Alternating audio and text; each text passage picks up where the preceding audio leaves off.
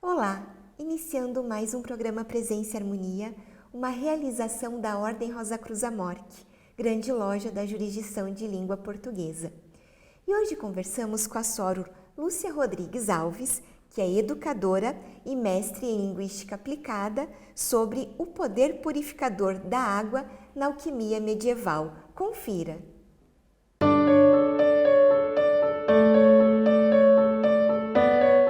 Soror Lúcia, que bom para a gente do Presença e Harmonia recebê-la mais uma vez aqui conosco. Muito obrigada. Eu que agradeço, Soro Vive, é sempre uma satisfação poder estar aqui no Presença e Harmonia, compartilhando com os fratres, os sorores, os amigos da Amorque, né? Todo esse conhecimento incrível que o misticismo traz para todos nós. Verdade, Soror, muito obrigada. Eu quero começar então perguntando, ou melhor, pedindo para a Soror contextualizar para a gente um pouquinho a alquimia medieval. Ai, perfeito. Todo mundo já ouviu falar de alquimia, né? Mas não necessariamente as pessoas entendem o que que ela representou. Eu acho que foi um movimento extremamente importante para a humanidade. Ela, na verdade, há quem diga que ela começou no Antigo Egito, né? Principalmente com o sacerdote Imhotep, que vai fazer, né, os primeiros movimentos de trabalhar os elementos da matéria para transformá-los, né? Mas com certeza a alquimia vai ganhar grande notoriedade durante o período medieval e, na sequência, durante o Renascimento e o Iluminismo. Muitas vezes eu tenho a sensação de que todo esse movimento alquímico de tentar misturar os elementos da matéria para transformá-lo, né, que assim é mais famoso por aquelas lendas de tentar transformar o chumbo em ouro, transformar o ferro em ouro, mas, né, que é né, uma parte talvez assim mais fantasiosa ou mais alegórica, né, do que foi a alquimia.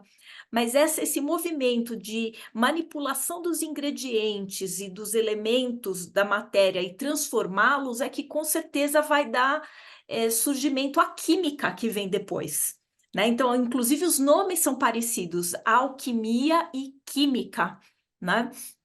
Então, eu acho que foi um movimento muito importante, tanto do ponto de vista esotérico, místico, né? Porque os alquimistas não se limitavam apenas às questões da matéria, a gente vai falar sobre isso um pouquinho, mas do ponto de vista mesmo científico, né? Porque vai haver esses desdobramentos, e, obviamente, que naquele período, né, ainda mais ali no período medieval, em que as ciências foram muito combatidas, a gente tinha um conhecimento muito rudimentar, né, dos elementos. Então, basicamente, os alquimistas trabalhavam com alguns minérios, trabalhavam com o mercúrio, trabalhavam com o ferro, mas trabalhavam essencialmente com os quatro elementos, que é terra, água, ar e fogo, né? E todo mundo que tem uma referência de alquimia lembra muito desses quatro elementos, mas eu tenho um carinho especial por aquilo que representa o elemento água, que eu acho que é o que a gente vai conversar um pouquinho Isso. hoje aqui nesse papo. Isso mesmo, Soror. Então vamos, relacionar justamente esse elemento que a Soror acabou de comentar, a água, e o trabalho dos alquimistas medievais. Então, por isso, justamente, qual que seria o conceito de purificação em relação à água para os alquimistas medievais? Ai, olha, então, incrível isso, né? E eu acho que a gente vai, né, nessa questão da purificação, não só no período medieval, mas no próprio Renascimento, o próprio Iluminismo, né? Todo que parece que é pouco, mas a gente está falando de quase 5 séculos, tá? É um tempão enorme. E assim, o elemento água, ele foi muito utilizado nas operações alquímicas, né, de várias maneiras diferentes. Muitas vezes combinando com outros elementos. Então, você misturava a terra na água e aquecia no fogo, por exemplo, né? Ou você pegava e misturava, no que você aquecia a água, você ia para o elemento gasoso da água, né? Criando outros efeitos e outras manipulações diferentes com a matéria. Mas eu gosto muito de pensar em uma operação alquímica em que se usava basicamente só a água. E que ela, para mim, provavelmente o que mais tem a ver com a questão da purificação. Então, como é que é essa operação alquímica? Você pegava a matéria que você desejava transformar, colocava num vaso alquímico transparente, colocava água e pendurava. Simplesmente isso. E ali, obviamente que existe, né, do ponto de vista das energias, uma série de coisas que acontecem. Porque a água, ela apesar dela ser muito neutra, né, do ponto de vista da sua composição química, ela combinada com, por exemplo, os raios do sol que batem no vaso alquímico, ela vai vagarosamente tirando daquele elemento que lá foi colocado aquilo que são as suas impurezas. Então, assim, é muito interessante, né? Porque isso, diferentemente do elemento fogo, que você vai lá, né, e pega o objeto e coloca no fogo e imediatamente você tem ali uma transformação. Com o elemento água, aquilo precisa de tempo. E eu falo que é o tempo de Deus, não é o tempo do homem. O tempo do homem é o fogo, porque a gente é imediatista, né? A gente quer algo que acontece rápido. Mas é interessante que para o tempo de Deus, tudo vai numa lentidão diferente. Então, eu acho que quando a gente pensa em purificação e como os alquimistas pensavam a purificação e tudo aquilo que eles faziam na matéria, eles entendiam que havia uma contraparte na transformação do ser humano. Então, quando a gente também se submerge, né, se infunde dentro dessa água pura e permite que o tempo, esse tempo mais longo, vá eliminando aquilo que não faz parte da nossa natureza, que são as coisas que vão grudando na gente, sabe? Pelo fato de que a gente está nesse mundo, né?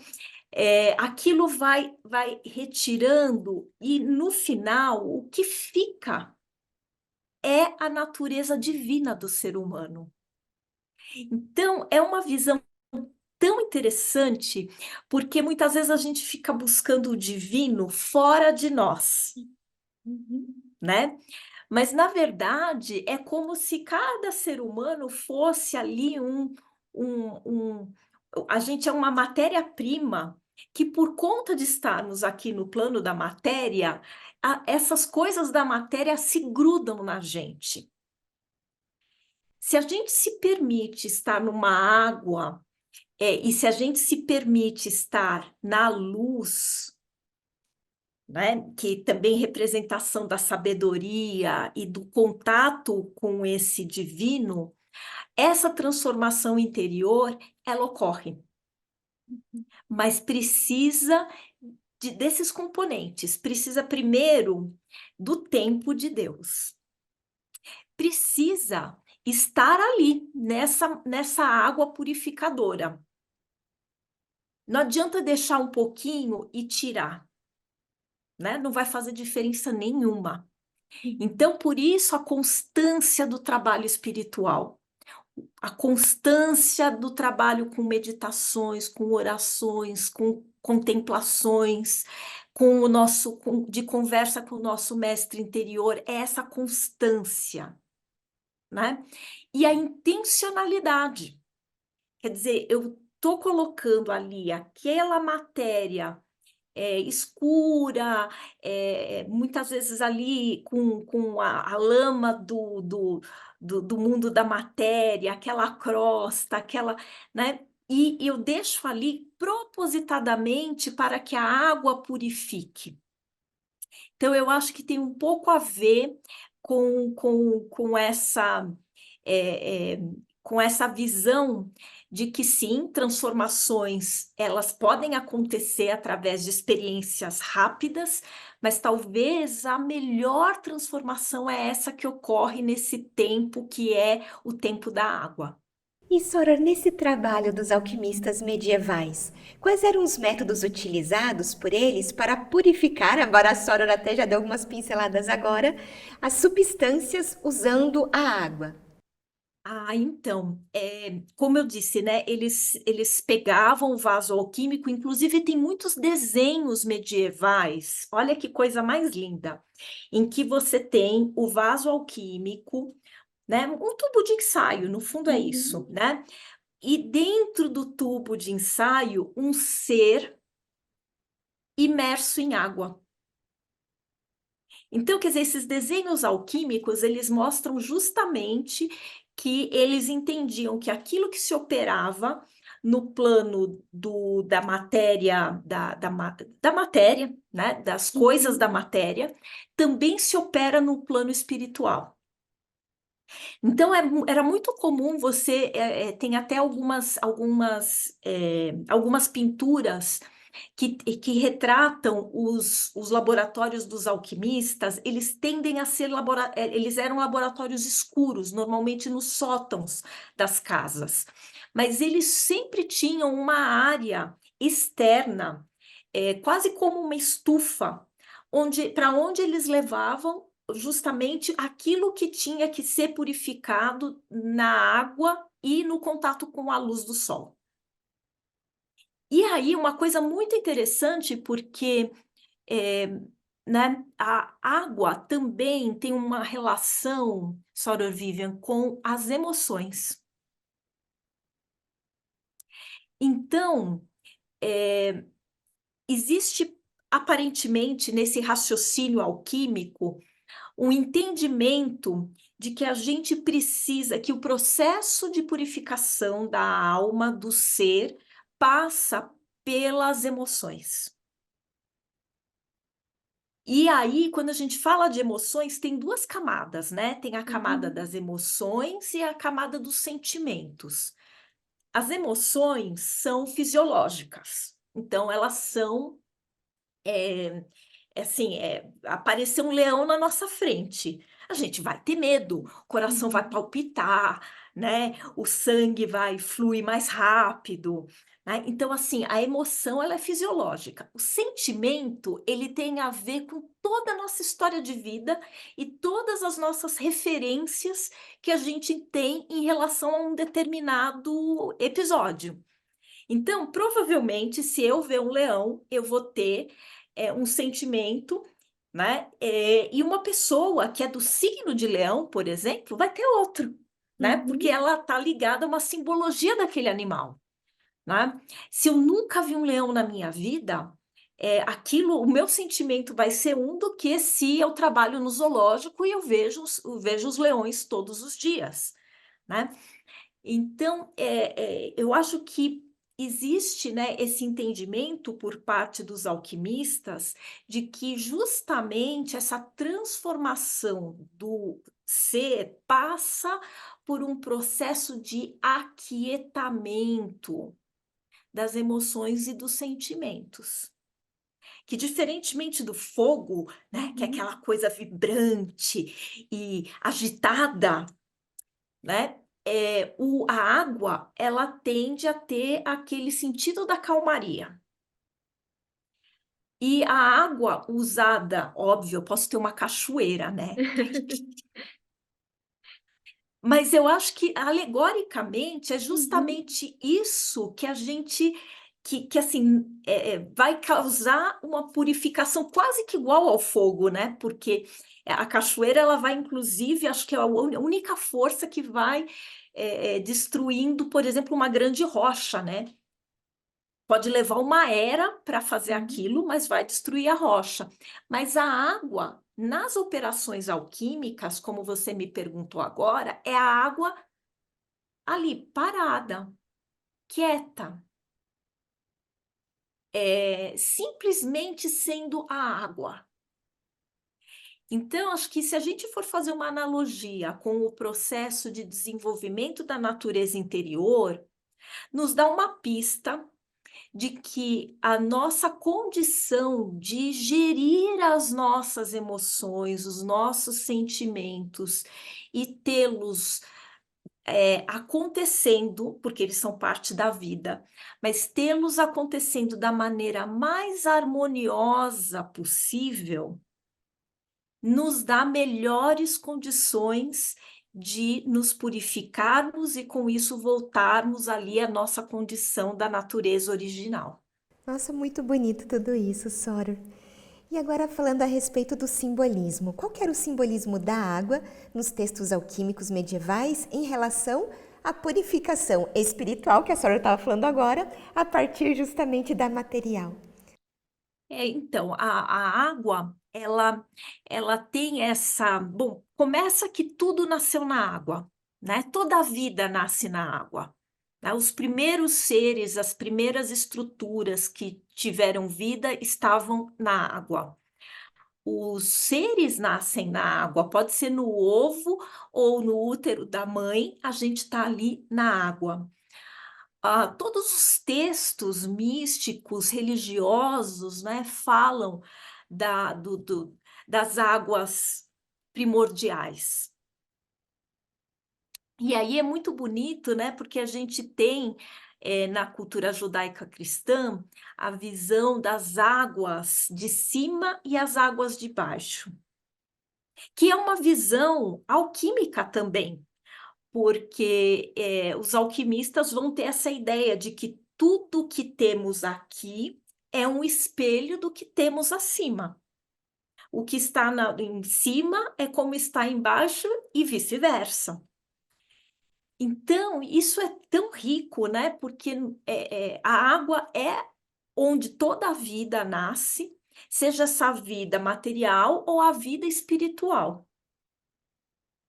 Então, ela por si só, ela carrega toda a energia, seja ela mais elevada ou mais densa, para que a experiência da existência ocorra. Então, quando ele utiliza a água, principalmente nesse formato, né, em que ele não vai associar a água ao ao ao aquecimento provocado e agitado do fogo, que ele simplesmente vai deixar a água levar o seu tempo, né. Ele traz essa simbologia de que a experiência da vida, ela faz com que a evolução do ser seja inexorável.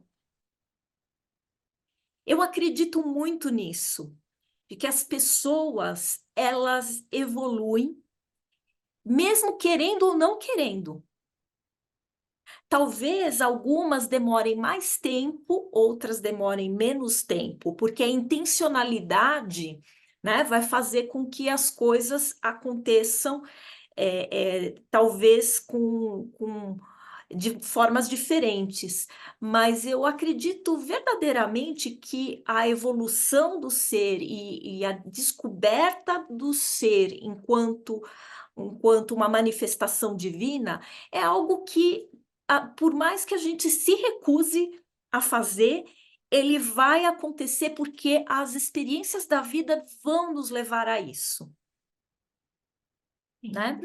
Então, eu acho que a grande simbologia é a simbologia de que o universo, ele é como se o universo, o cósmico, vivesse através das experiências dos seres humanos.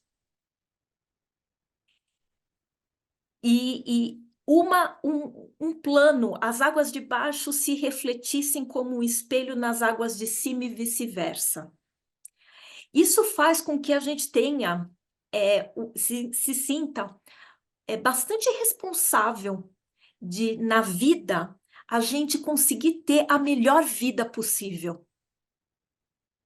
E a gente fazer com que as pessoas que estão do nosso lado consigam também viver o melhor tipo de experiência possível. Isso não quer dizer ser sempre feliz, né? A experiência da vida é a experiência da vida. Mas quanto mais intensa a nossa experiência da vida e quanto mais a gente permite que quanto mais a gente permite se submergir nessa experiência, mais a gente traz essa luz e essa plenitude para o próprio cósmico. Perfeito. E Soror, agora há pouco você comentou sobre a origem, né? Como a água está presente em muitos mitos, inclusive, né? Que explicam a origem da vida. E agora pensando nos alquimistas, de que maneira os alquimistas associavam a água à figura mitológica ou religiosa do renascimento e da transformação? Ah, isso é ótimo, porque na verdade, assim, não são só os alquimistas, né? A gente vai ver isso em todas as religiões, em todas as culturas, né? A água, a gente tem um mito do dilúvio, que vem, né, assim, o dilúvio ele é muito visto no seu aspecto violento, né, da água chegando, aquela chuva e enchendo todo o planeta de água, né, e toda a destruição que isso traz. Mas no fundo, né, esse mito que aparece em todos os cantos do mundo, né, nas histórias mais antigas de povos que nem se falavam, ele sempre termina com um momento de a gente se olhar e falar assim: estamos num novo momento de vida.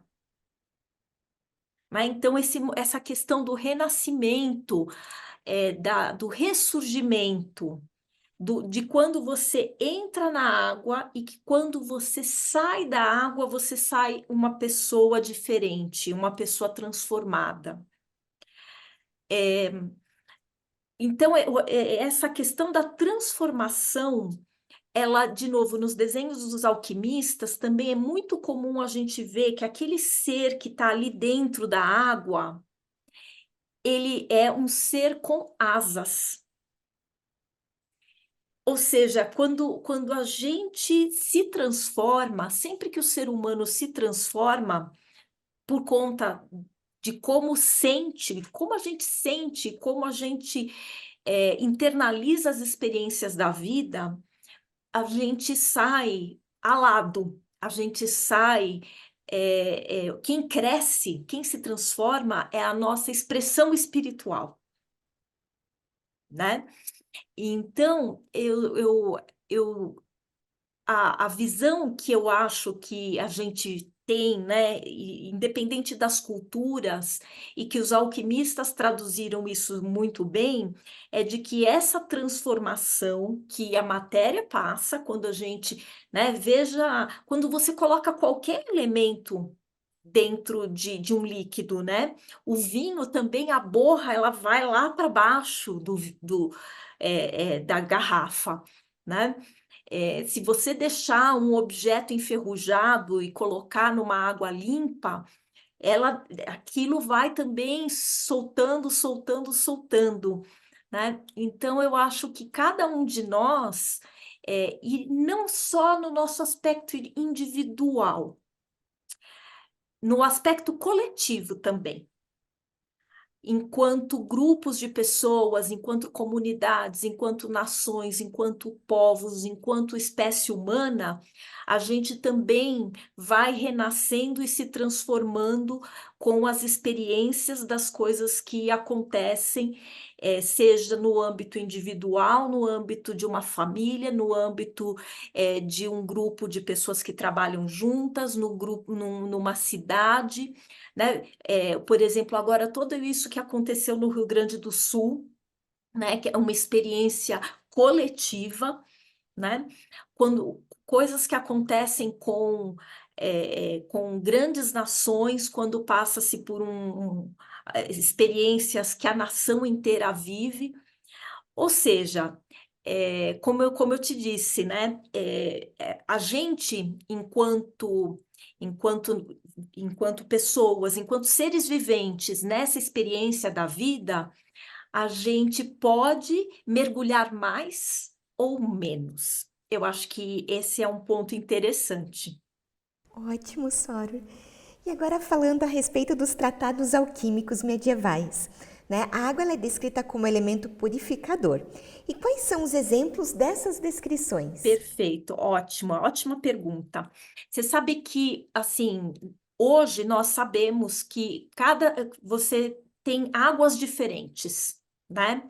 Então, assim, o químico, ele pode pegar águas de lugares diferentes, ele mede o pH, ele mede a salinidade, então a gente pode ter, a gente tem, bom, começa que a gente tem água do mar, a gente tem água do rio, a gente tem água de um mangue, a gente tem água, né, enfim, água subterrânea, né, Uhum. e águas mais com, com, com gosto de barro, é, então, eles já percebiam, né, os alquimistas, eles já percebiam que havia essa variação. Isso é muito importante. Tanto é que eles buscavam, né, dependendo da operação alquímica, eles iam buscar, sabe que água? Eles iam buscar o orvalho, que na visão e no entendimento daquela época, então, de novo, né, a gente está falando aqui do período medieval, Renascimento, comecinho do Iluminismo, né? Na visão deles, o orvalho seria a água mais equilibrada de todas. Então, eles buscavam o orvalho porque seria a água ideal para fazer justamente esse tipo de processo de purificação dos elementos, né? Do ponto de vista da transformação interior, Soror Vivian, eu diria para você que a gente também, enquanto seres humanos, devemos procurar o orvalho. Então, assim, os tratados alquímicos traziam isso, né? De que havia naturezas diferentes nos vários tipos de água e que a melhor água deveria ser a água do orvalho. Nós também, né? Então, assim, quais são as melhores experiências da vida que a gente pode ter? Né? Qual é o melhor tipo o quanto a gente está tendo contato com boas pessoas, vivendo em bons lugares. Não é viver em luxo, né? Mas viver em ambientes bons, tá perto de gente harmoniosa, pessoas que têm pensamentos positivos, né?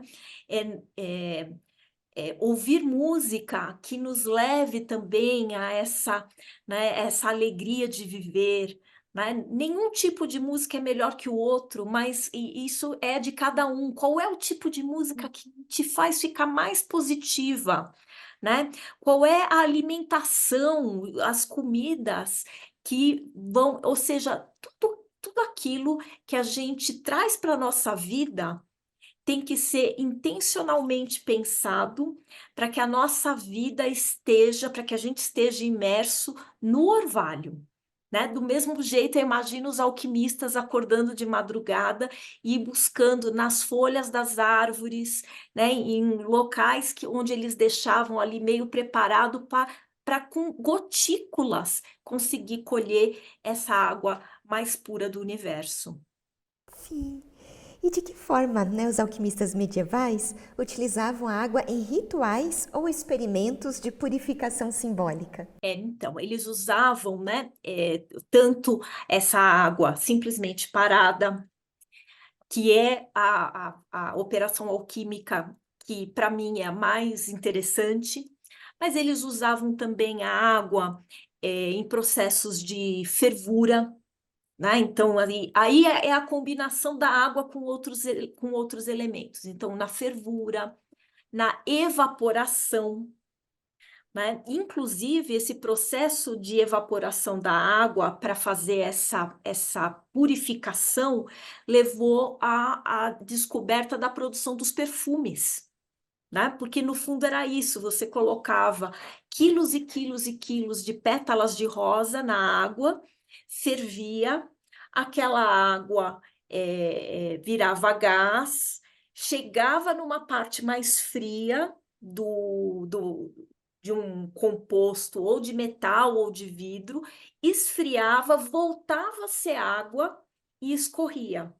Só que aí ela escorria, já diferente, porque já não era mais só a água, era a água e aqueles elementos das pétalas de rosa, das lavandas e assim por diante.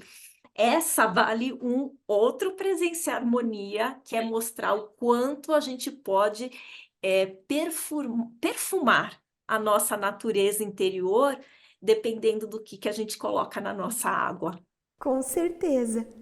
E, Soraya, você também já fez um comentário um pouco a respeito disso, mas eu acho legal a gente fazer essa relação. Que a Soraya já falou que para os alquimistas, né, eles já tinham essa visão de como, né, é embaixo, é em cima e vice-versa. Então, como que a filosofia hermética, ela influenciou a visão dos alquimistas medievais sobre o poder purificador da água? Ai, ótimo. E mais do que isso, eu sinto que é muito da base do rosacrucianismo, sabe? É imaginar que, de fato, o que a gente faz, a maneira como a gente vive, a maneira como a gente lida com as nossas emoções, água pura, a maneira como a gente cria sentimentos, né? Como a gente constrói os nossos sentimentos e como a gente faz isso com intencionalidade, altera a nossa vida aqui no dia a dia, com os amigos, com o trabalho, com a casa, com a nossa alimentação, com o nosso corpo, mas ao mesmo tempo, né? E acho que esse é a grande visão hermética. Tudo isso transforma aquela pessoa que vive dentro da gente, a nossa alma, né? Então, no que a gente purifica, e purificar é tirar aquilo que a gente não precisa. Então, olha que conceito interessante. Uhum. Na culinária veio aquela famosa frase que o menos é mais, né? Então, muitas vezes, nos tornarmos uma pessoa melhor não tem necessariamente a ver com a gente adquirir coisas que a gente não tem, seja. E aqui eu estou falando de adquirir conhecimentos que a gente não tem, ou habilidades que a gente não tem, ou virtudes que a gente não tem. Mas isso a gente tem que desenvolver tudo isso, mas parece que um pedaço da nossa evolução tem a ver com a gente largar coisas que a gente não precisa, né? Largar culpas, largar ressentimentos, largar memórias tristes, largar apegos, largar necessidades que a gente acha que tem, mas que na verdade talvez não precise ter, né? Largar vínculos com pessoas que não trazem felicidade, que não nos deixam bem, né? Isso é tão transformador porque aí isso não precisa acontecer no impacto da fogueira. A gente pode ir largando aos pouquinhos, no tempo de Deus, ao longo da vida. Só que a gente precisa fazer isso sempre com intencionalidade, porque não vai acontecer sozinho, né? Depende da nossa ação e das nossas decisões sobre que tipo de vida a gente quer ter aqui nessa terra. Isso. Nossa, Sra. Lúcia, foi excelente a nossa conversa, não só para a gente aprender sobre o olhar dos alquimistas em relação ao elemento água, mas justamente essas suas palavras que você fez aliando a nossa busca, né, pelo nosso autoconhecimento, a nossa busca espiritual e esse olhar da alquimia junto do elemento água. Foi essencial, sabe, essencial e excelente. Muito obrigada. Eu que agradeço, contem sempre comigo, adoro fazer esses papos, a gente cresce juntos, né? Os Rosa Cruzes são uma grande comunidade, o legal da gente tá nessa fraternidade é que a gente vai seguindo no tempo de Deus, né? E aprendendo uns com os outros. Muito obrigada. Eu que agradeço, Soror. Muito obrigada. Aproveito para lembrar do nosso e-mail presenciaharmonia@morte.org.br. É muito importante para nós essa via de comunicação que nós temos com você que nos assiste. Agradecemos a participação conosco hoje e até o nosso próximo encontro. Paz profunda!